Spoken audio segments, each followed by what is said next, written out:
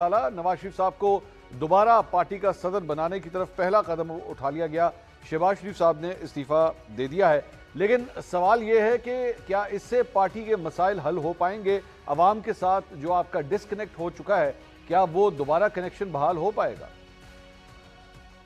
नहीं, पहले तो मैं बसद एहतराम इख्तिलाफ करता हूँ, कोई डिस्कनेक्ट नहीं है। अगर 1 करोड़ 40 लाख पाकिस्तानियों ने 8 फरवरी को शेर के निशान पर मोहर लगाई है तो कनेक्ट तो मौजूद है ना जी, 1 करोड़ 40 लाख पाकिस्तानियों से। तो ये जरूर है कि पार्टी ने आगे बढ़ना है। पार्टी ने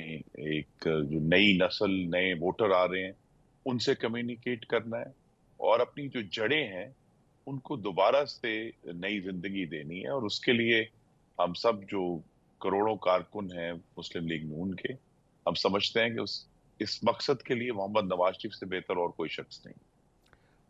एक्चुअली ये जो अभी थोड़ी देर पहले जो बात हो रही थी, आपने कहा कि जी 1 करोड़ 40 लाख लोगों ने वोट दिया। मैं DGISPR का फॉर्मूला इस्तेमाल कर रहा था, जिसके मुताबिक उन्होंने तहरीक इंसाफ के हवाले से भी यही बात कही थी कि जनाब आपको इतने % लोगों ने सिर्फ वोट दिया है, तो आप जो है वो कुल्ली तौर पे ये भी नहीं कह सकते कि हमें मेजॉरिटी हमारे साथ है। तो इसी तरह आपको भी अगर 1 करोड़ 40 लाख लोगों ने वोट दिया तो फिर 6 करोड़ जो वोट डाले गए उसमें से तो ये बहुत कम शरह बनती है। अगर हम 25 करोड़ अवाम में इसकी भी बात करें या 12 करोड़ वोटर से भी बात करें तो 12 करोड़ लोगों में से सिर्फ 1 करोड़ 40 लाख ने आपको वोट दिया।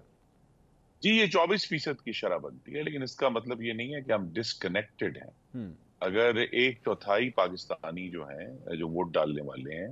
उन्होंने मुस्लिम लीग नून का इंतखाब किया, इसका मतलब पार्टी की एक बुनियाद मौजूद है जिसको वसी करना है। ये चैलेंज है। और मुस्लिम लीग नून को अब नून के तौर पर कायम हुए अब 31 साल हो गए हैं, तो लिहाजा अब वक्त बदला है। सबसे ज्यादा जो तब्दीली है वो इब्लाग में तब्दीली आई, कम्युनिकेशन में तब्दीली आई है। और दूसरा जो नई नस्ल है, जो नए वोटर हैं, जिन्होंने मुस्लिम लीग नून के पिछले अदवार नहीं देखे, उनके लिए एक री इंट्रोडक्शन होनी है। और दूसरा ये है कि वक्तन फवक्तन पार्टी को बहरहाल इस पे जरूर रिव्यू होता है और होगा इंशाल्लाह भी, इस हफ्ते के आखिर में भी होगा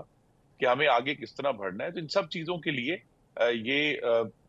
एक और उसका जो जाविया है वो ये है कि मोहम्मद शहबाज शरीफ जो हैं वो बड़े मुश्किल वक्त में पाकिस्तान के वजीर आजम है, एक मखलूत हुकूमत चलानी है, तो लिहाजा वो अब अपना कुल्ली वक्त जो है उस पर सर्फ कर सकेंगे और मोहम्मद नवाज शरीफ जो है वो सियासी चैलेंज उनसे निपटेंगे। मुझे बड़ा अच्छा किया आपने कि इस बात को आपने रियलाइज किया कि अबलाग के ज़राए जो हैं वो तब्दील हो चुके हैं, कम्युनिकेशन के ट्रेंड्स जो हैं तब्दील हो चुके हैं। लेकिन अनफॉर्चुनेटली नवाज शरीफ साहब को मुझे ये लगता है कि पार्टी की सदारत दोबारा दे के आप दोबारा उसी पुराने डगर के ऊपर जा रहे हैं। एक ऐसे शख्स को आप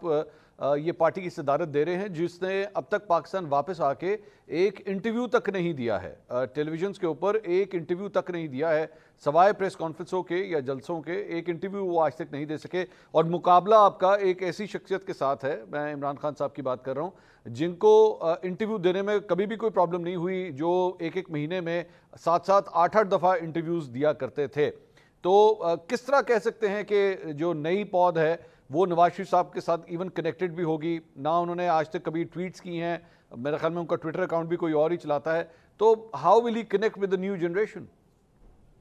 तो यही एक तो ये काम बहुत अच्छे तरीके से वजीर आला मरीम नवाज साहिबा कर रही हैं। वो रोजाना पाकिस्तान के नौजवानों से मिल रही हैं। आज भी वो गई हुई थी, उन्होंने मुलाकात की है स्टूडेंट से, तो वो तो अपना काम कर रही हैं। लेकिन सदारत का ओहदा संभालने के बाद हम सबकी ये तवक्को है कि मोहम्मद नवाज शरीफ पहले से बहुत ज्यादा गुफ्तगू भी करेंगे और जो कम्युनिकेट करना है वो भी करेंगे, और चारों सूबों में जो 2 हमारे गिलगित बल्तिस्तान आजाद कश्मीर में वहां भी जाएंगे और एसेंशली पार्टी को रीजुविनेट करेंगे और रीऑर्गेनाइज करेंगे। आपके अलावा एक और पार्टी के अंदर जो अभी सरबरा की तब्दीली आई है वो है जमात इस्लामी। हाफिज नईमुर रहमान साहब को जो है वो उन्होंने पार्टी की सदारत दी, और जब पार्टी की सदारत दी तो खुद मतलब वहाँ पे ऐसे मनाजिर थे पार्टी के अंदर कि वो ये महसूस कर सकते थे कि हाँ अब एक अगली जनरेशन के अंदर जो है हम लोग एक कदम रख रहे हैं। सिराजुल हक साहब ने काफ़ी वक्त लगाया, लेकिन अब अगली जनरेशन की तरफ जा रहे हैं। मेरे ख्याल में मुस्लिम लीग नवाज शायद एक वाहिद जमात है जो अभी तक अपने आप को उसी जनरेशन में लॉक करना चाह रही है। और जब मैं नेक्स्ट जनरेशन कहता हूं, बिल्कुल जिस तरह आपने मरीम नवाज की बात की, वो अभी भी अगली जनरेशन में जाने को तैयार नहीं है, या वो समझते हैं कि پارٹی ہی یا اگلی جنریشن ہی تیار نہیں ہے کہ وہ لیڈرشپ سنبھال سکے؟ نہیں دیکھیے، اس میں تو ابھی جو الیکشن کے نتائج ہیں اور پارٹی کو آگے کس طرح لے کر جانا ہے، اس ہفتے کے آخر میں جو سینٹرل ورکنگ کمیٹی کی میٹنگ ہو رہی ہے، وہ پہلا موقع ہے جس میں اس کے اوپر تفصیلاً گفتگو ہوگی کہ ہمیں آگے کیسے جانا ہے اور کہاں چینجز کرنے ہیں۔ پارٹی ایک مشکل دور سے باہر آئی ہے اور اب اس کے جو چیلنجز ہیں، اصل میں علاج پہلے آ جاتا ہے، تشخیص بعد میں ہوتی ہے۔ تشخیص درست کرنی ہے کہ کہاں کہاں ایشوز ہیں، کہاں کہاں ہمیں بہتری لے کر آنی ہے، کیونکہ اس میں تب کوئی شک نہیں کہ یہ 90 کی دہائی کی سیاست نہیں ہے، یہ بہت زیادہ موبائل فون سے ڈرائیو ہو رہی ہے، ٹک ٹاک سے ڈرائیو ہو رہی ہے، تو لہٰذا ایک ایسا سیاسی منظر نامہ ہے جس میں آپ نے 30 سیکنڈ میں اپنی بات کر کے جو ووٹر ہے اس کو اپنی طرف اٹریکٹ کرنا ہے۔ لیکن یہ کہ پارٹی کا یہ بھی چیلنج ہوتا ہے منصور صاحب کہ پارٹی جو ہے وہ جو اس وقت کا نیریٹو موجود ہے، پارٹیوں کے پاس یہ صلاحیت ہونی چاہیے، اگر نہیں ہے تو ہمیں بھی پیدا کرنی ہے کہ ہم نیریٹو چینج کر سکیں، اور جو اصل جو مسلم لیگ نون کی جو بنیاد ہے وہ اپنی جگہ پر قائم اور وہ رہے گی، کیونکہ اس کی بنیاد پاکستان کی ترقی ہے، پاکستان کو آگے لے کر جانا ہے، پاکستان کی مضبوطی ہے، پاکستان کی اکانومی میں جو لبرلائزیشن ہے، یہ ایک لیگسی ہے جس کو ایک نئی جنریشن کو متعارف کرانا ہے کہ یہ جو تعمیر ہے یا اکانومی کا جو اوپن اپ کرنا ہے، اسی سے بہتری آئے گی۔ اسی ساری چیز کے اندر مطلب ظاہری بات ہے یہ سب کچھ آپ نے پبلک کو تو ایکسیپٹ کروانا ہوگا، لیکن ساتھ ہی ساتھ آپ اس وقت آپ بھی سن رہے ہوں گے کہ ایک اور نئی سیاسی جماعت جو ہے وہ پاکستانی سیاست کے افق کے اوپر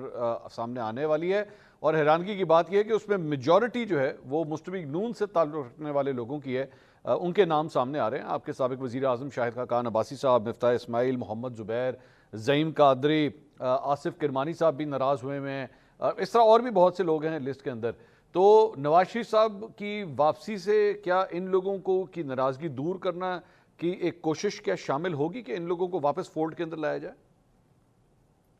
جی میں شکر گزار ہوں، اس سے آسانی ہو جائے گی ڈیفینیٹلی، کیونکہ یہ سب لوگ وہ ہیں جن کے جو بھی اختلافات ہوں پارٹی کے ساتھ، محمد نواز شریف کی حد تک سب متفق ہیں، تو یہ ڈیفینیٹلی اس میں آسانی ہوگی کہ جب وہ پارٹی کے صدر بنیں گے کہ ان سب لوگوں سے دوبارہ بات کی جائے۔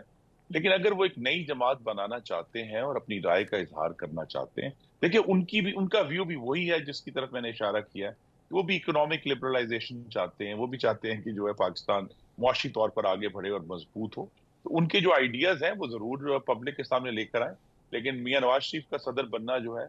ان کو واپس لانے میں معاون ہو سکتا ہے۔ اور خورم صاحب ایک اور جو بہت بڑا ظاہری بات ہے، ایک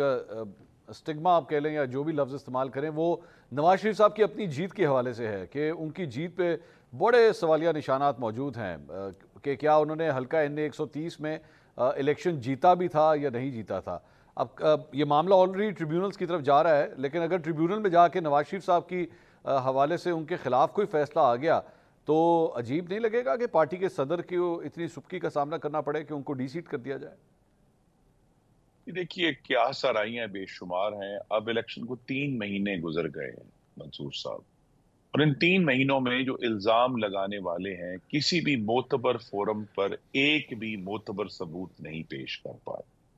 تو لہٰذا اب وہ وقت جیسے جیسے وقت بڑا بے رحم استاد ہے، جیسے جیسے وقت گزر رہا ہے ان کا یہ کلیم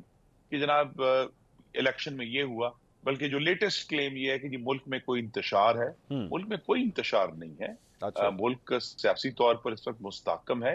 صرف اگر ایک پارٹی کا جو بانی چیئرمین ہے وہ جیل میں، اس کا جیل میں ہونا سیاسی انتشار کی ڈیفینیشن نہیں ہے۔ الحمدللہ ملک استحکام کی طرف جا رہا ہے، مہنگائی ہر روز ہماری آنکھوں کے سامنے کم ہو رہی ہے، چاہے وہ اشیائی خورد و نوش ہے، چاہے وہ سیمنٹ ہے، سریا ہے، اسٹاک مارکیٹ نے آج پھر ایک نیا ریکارڈ قائم کیا، پاکستان کے فارن ایکسچینج ریزرو جو ہیں وہ 15 بلین تک پہنچ گئے ہیں، تو ملک تو استحکام کی طرف جا رہا ہے، تو اس کا ایک خود ساختہ بحران جو ہے وہ کسی کے بھی فائدے میں نہیں ہے، اور ہمیں پارلیمان کا آج سے اجلاس شروع ہوا ہے، جو بھی گفتگو کرنی ہے، جو بھی تجاویز ہیں لے کر آئیں، لیکن یہ آپ غور کریں کہ یہ جو بانی چیئرمین کی جماعت ہے، عوام کے مسائل کے حل سے ان کا پوری جو گفتگو سنیں کوئی تعلق نہیں ہے، صرف ایک ہی گردان ہے کہ ایک شخص کو بچانا ہے۔ لیکن اس ایک شخص کے حوالے سے آپ کے اپنے پارٹی کے سینئر رہنما رانا ثناء اللہ صاحب یہ کہتے ہیں کہ اگر کوئی ان کی گارنٹی دے دے تو پھر اس کے بعد ان کو ضمانت پہ رہا کر دینا چاہیے. اگر میں یہ سٹیٹمنٹ رانا ثناء اللہ صاحب کی جانب سے سن رہا ہوں تو اس کا مطلب ہے کہ کوئی انتشار کو وہ ایکسیپٹ کر رہے ہیں کہ انتشار موجود ہے, اور اگر عمران خان صاحب رہا ہوتے ہیں تو اس سے چیزیں کافی بہتر ہو جائیں گی. اب میں اگر بڑے ادب سے درستگی کر دوں, نے کہا اگر غیر مشروط طور پر مذاکرات کے لیے وہ تیار ہوں تو ہم بات کرنے کے لیے تیار ہیں. اور مذاکرات جو ہیں وہ get out of jail free card پہ نہیں ہونے, وہ میثاق جمہوریت کی نئی شکل پر ہونے ہیں کہ سیاسی جماعتوں نے اس بات پر اتفاق کرنا ہے کہ ملک کو جمہوری طور پر کیسے آگے لے کر جانا ہے. پچھلا جو میثاق جمہوریت ہے اسے کیے ہوئے 18 سال ہو گئے, اس میں ترمیم کی ضرورت ہے. تو لہذا کسی اصول پر مذاکرات ہونے, اور جس طرح رانا صاحب نے کہا ہے اگر غیر مشروط ہوتے ہیں تو پارلیمان کا دروازہ تو ہمیشہ کھلا ہے. نہیں, لیکن اس سارے معاملے کے اندر انہوں نے کہا کہ جناب عمران خان صاحب کی رہائی جو ہے وہ اگر ہو جاتی ہے تو اس سے چیزیں بہتر ہو جائیں گی, یہ تو انہوں نے فرمایا نا. تو پھر میں نہیں سمجھ پایا کہ وہ حکومت کس طرح عمران خان صاحب کو رہا کر سکتی. یہ معاملہ عدالتوں میں ہے اور عدالتوں سے ہی ڈیل ہونا ہے, اور عدالتوں میں بھی جو ابھی ہم نے تقسیم دیکھی ہے وقت کے ساتھ وہ بھی اس میں کچھ بہتری آ رہی ہے. تو اصل ایشو تو یہ ہے آپ جتنے ایکسپیرینس پولیٹیشین ہیں, میرے خیال میں آپ اچھی طرح جانتے ہیں کہ پاکستان کے اندر اگر کسی کو رہا کرنا ہو تو عدالتی معاملات, آئین اور قانون, یہ ساری چیزیں سائڈ پہ رکھ دی جاتی ہیں, اور کس طرح وہ ناممکن کو ممکن بنایا جا سکتا ہے, یہ سارا کچھ ہو جاتا ہے. آپ کے چہرے کی مسکراہٹ یہ بتا رہی ہے کہ آپ اچھی طرح جانتے ہیں.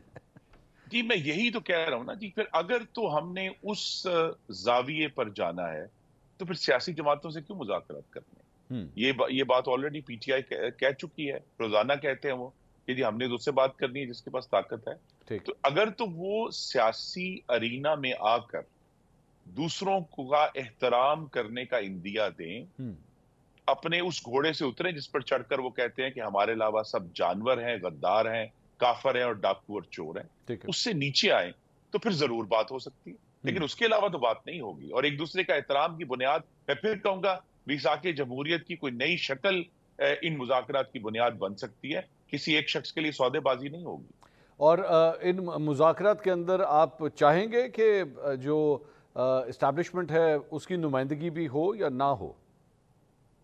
یہ تو بہت قبل از وقت ہے, ابھی ہمیں دیکھنا ہے کہ یہ معاملہ کہاں جاتا ہے اور کس طرح اس کی سچویشن بنتی ہے. ایز آئی سیڈ ہم نے تو یہ اپنا اندیا دینا تھا کہ اصولی طور پر ہمارا دروازہ مذاکرات کے لیے کھلا ہے, جو کہ رانا صاحب نے کہہ دیا.